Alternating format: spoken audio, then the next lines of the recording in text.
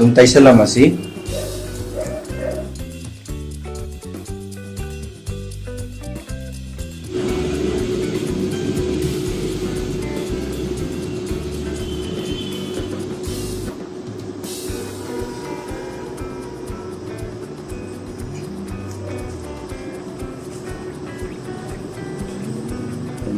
नुपा मचा अमगी खंगाउजे black ओहले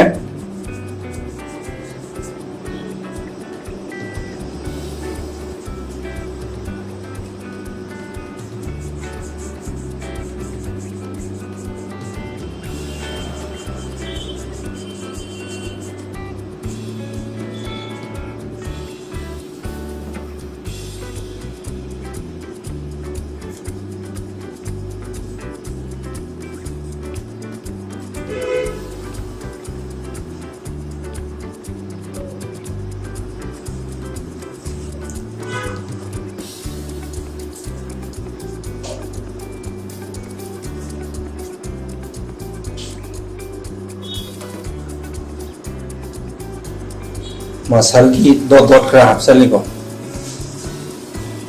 line सिंगली चेनवा माननाबा लाइन हम हापसलि सुमाय लेरे खुमित लेरे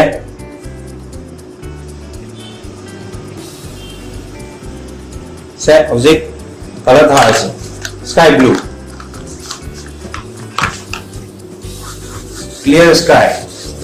लेकिन हम त लेत्रे यामना क्लियर ओबे स्काई नि लेसिल यावसु ममांग द येखरे को ngasi लेसिल यावखरे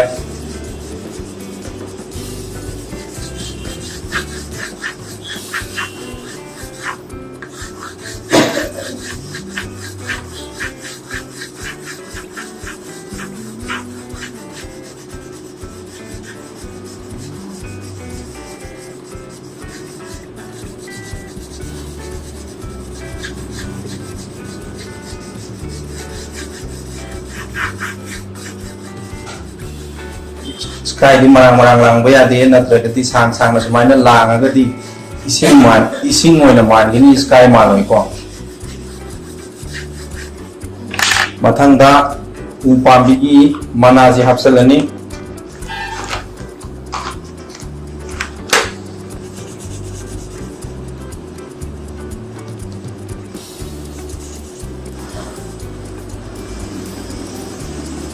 मुझे सिंपल हो नहीं ये राउंड राउंड अदम ताहल लगा मना सिको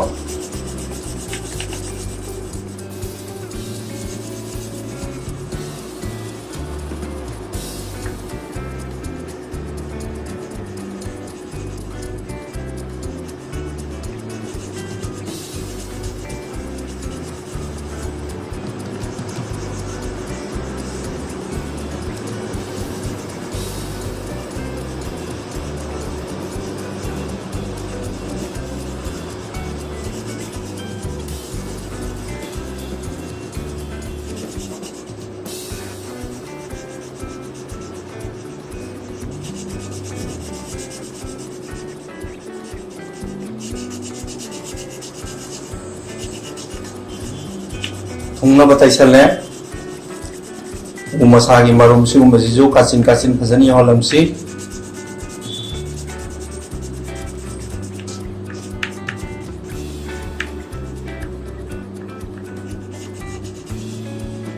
माइ लाइरे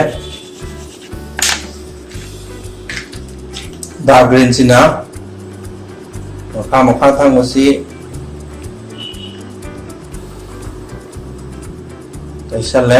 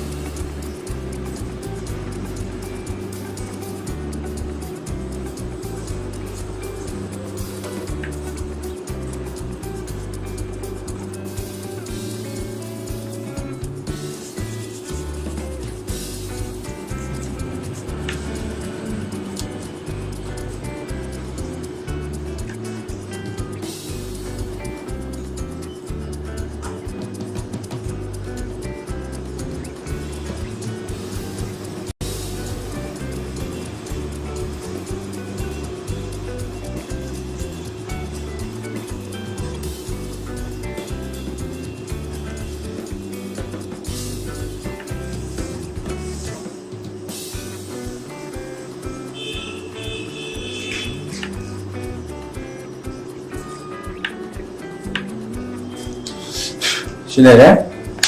सोम नाकन की ऊची सुमाई तैसले कनो से उना से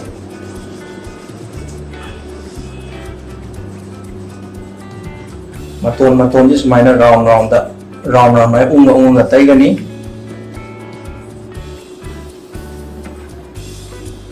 तो हलोसी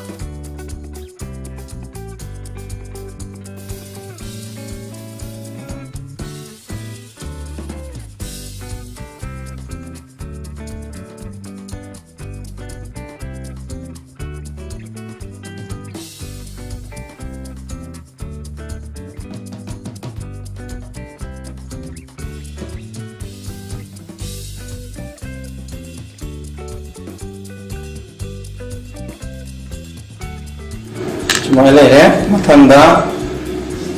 คนสกายซีจริงยอมเลยนะมองแล้วตัวเอกอสมัยสวยแต่ก็นัมบาสวยแต่ไล่ด้วยแบบมังตัวสวยเลยซิงซีสกายบลูเขาลาปสินสกายบลูแต่จะซีสมัยนะกันนักปสินะดาร์กบลูนะแล้วสมลาทุกครั้งก็ดีมาสู่เจ้าวอลทะเลก่อนลาทุกครั้งก็ดีมาสู่วอลทะเลอันนั้นพอนามาเอกเสียงyamla pana sky blue karena pana dark blue yamla na karena dia mu green ola ni ko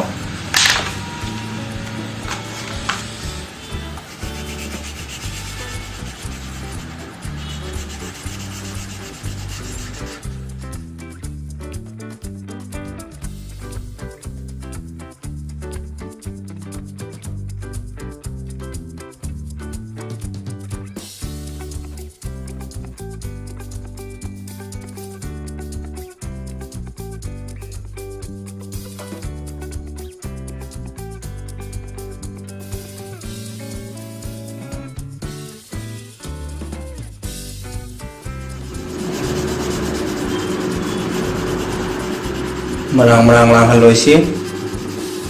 crayon color ni na kitang dia dum lai gani marang lang basi adur ga su yari gai taksal laga madu muthan mo na ga dawa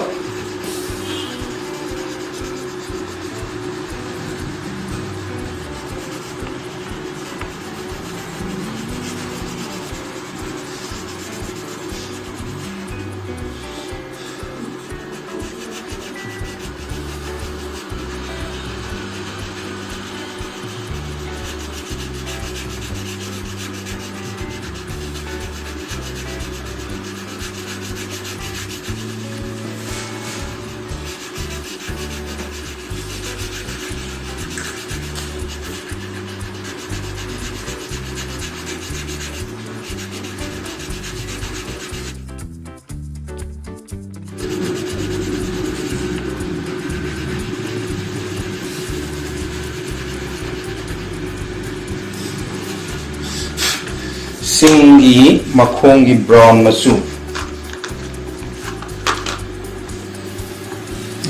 มะโคกีบราวน์มาสู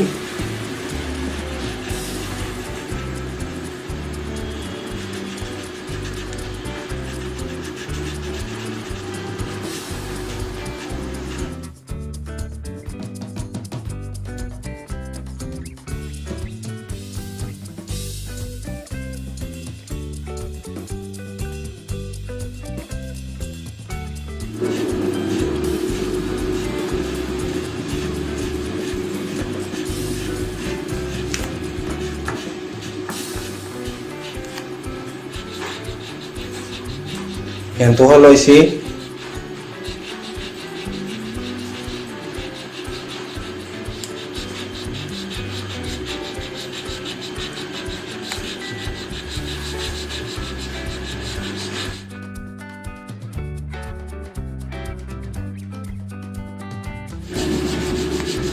asidi ugi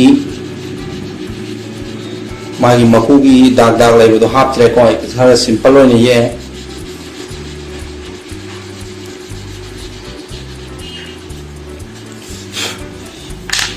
brown jina light green jila raga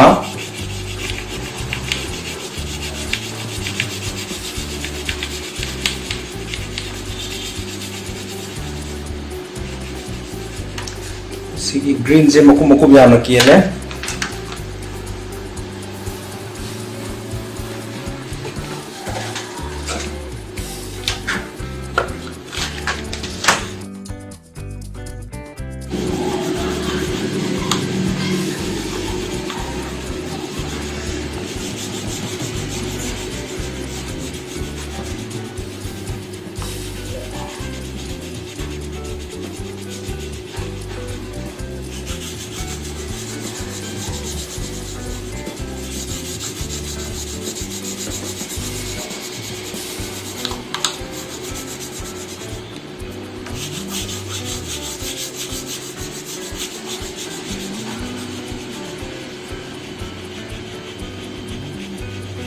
skin da amadi nupa macha sida green ji henjan haloisi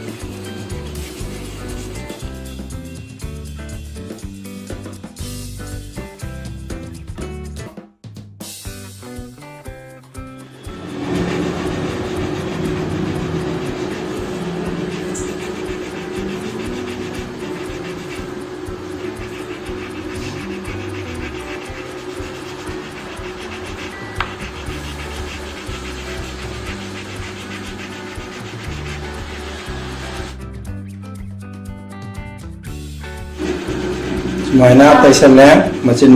napi ki tumdar ko sing si hapsale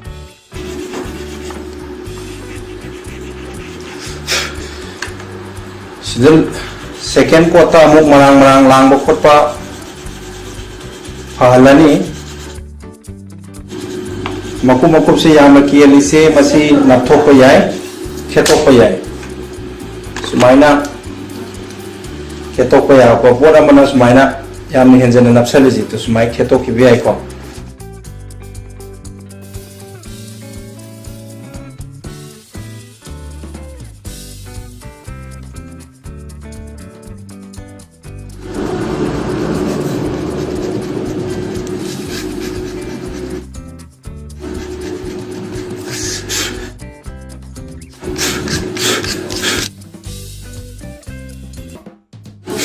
mai kam tokrani aduga lairai sina brown na sumaina yung na lairai sida bu yung da bani na yung na phai na taisan ba yadre ko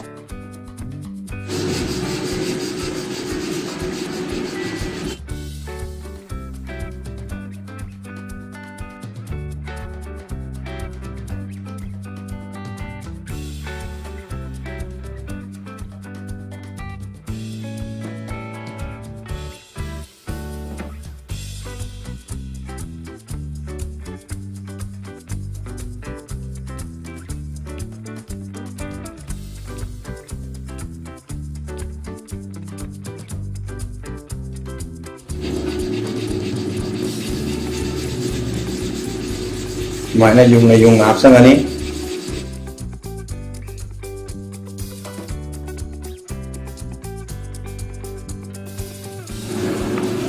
marak ta leibak ta khar tong thok khar kutsan ma na ba sumaina yi mamai mapa se kham si bukham mathak leire makhut ki marum leikre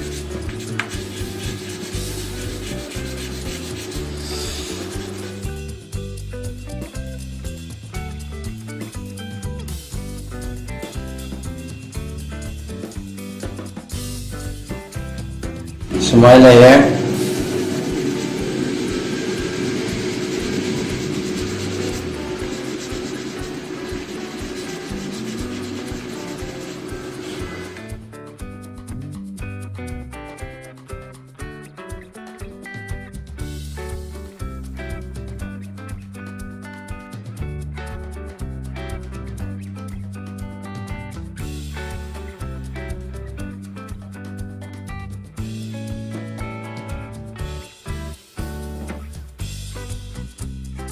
Sumaya ya, nupa maca ani sigi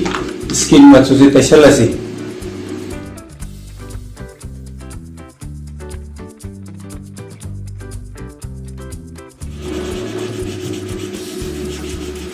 Skin macu tesel ya, makut tesel ya, kutsa tesel ya.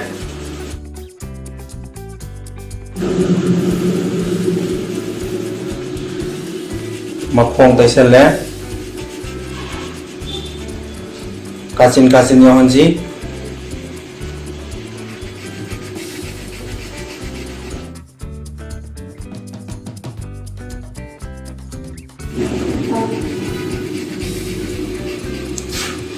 mai le silver kangrau si purple taisel lage violet taisel le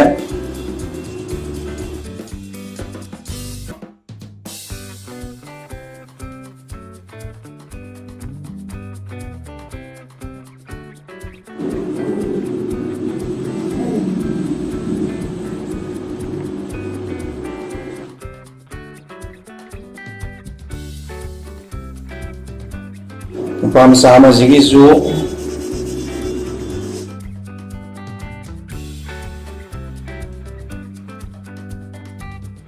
apsale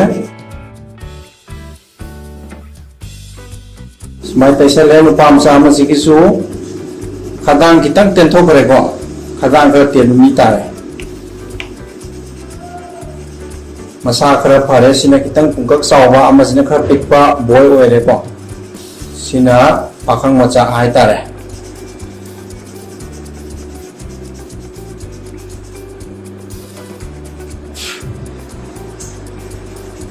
amazin mana mamang dani amazina mai maning dani ko chong thrai se nanjana banate ko somdagi chep na kapagini amazina asom maning omda chong da gri bani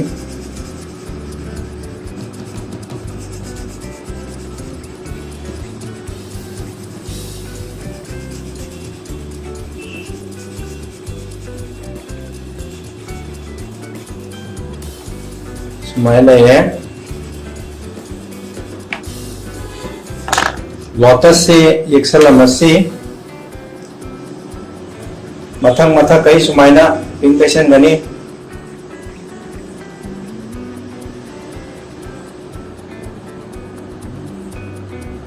makha kai white oina thamam gani sumaina mana si second port amu hanjalle kacin yohalle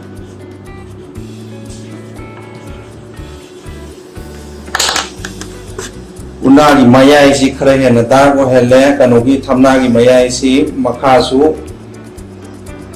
maile hoji sky blue lo ga ising hapase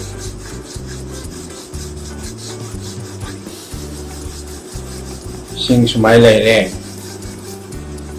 lotus marak si di khara tapna yek tare ko henjan gidana ba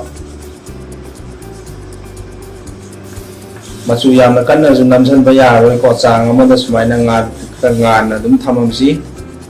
mamjan raga di chang mana da ba su yai lotus se yawam da bo di khara mamjan ba yai ko hena lotus yawabani na lotus ki karakta tai blue siga matai tai siga mana da ba yai chang ado light oina tai raga di yang na pai raga di madu asoi bido uroi ado na light oina tai si sinupa macha si makha da lai ba si di masa tangkhai ma ising de luk khram ni na mai mathak ta samai blue tai selani mai na tangkhai ma ising de lai khram ni ma si sing manung da lai ba makun ni si mai lai re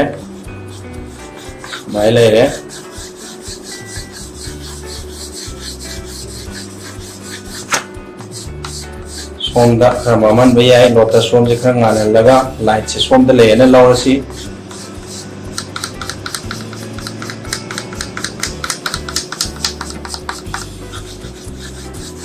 hojik nupa masa ji sing manung da hen lupa manaba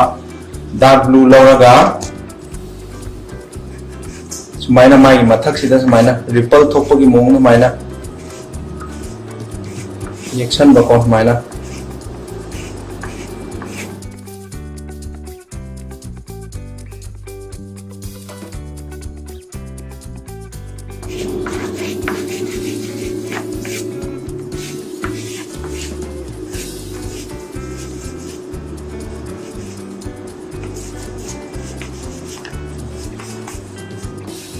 mai ising kitang thadara kogi chakhai ma ma ko mana mokut thadara ko ma ko kogi chakhai ba ma kitang apsalam gani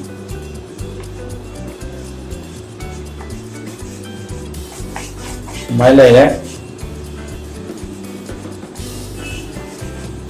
mo gi sumbarum je ka maman ji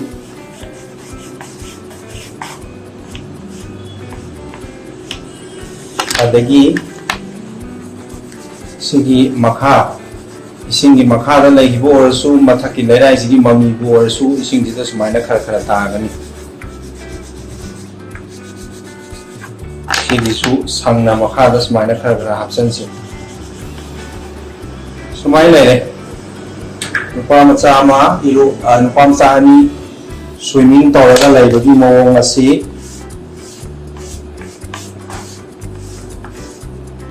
da loisalle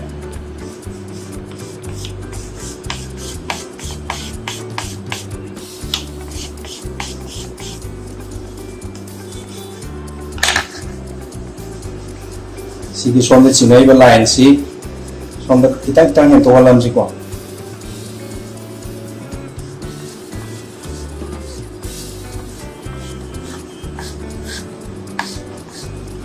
sidro sale hauji nupa masani iroi laga leibagi mawongda outline amadi color thaba tamkhre sumaina atopa class ta su nungai rabo mayam mu purakini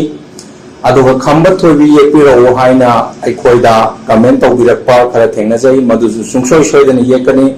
mathangi drawing class miss tawgunu hauji ki wenadi matang swada loisalage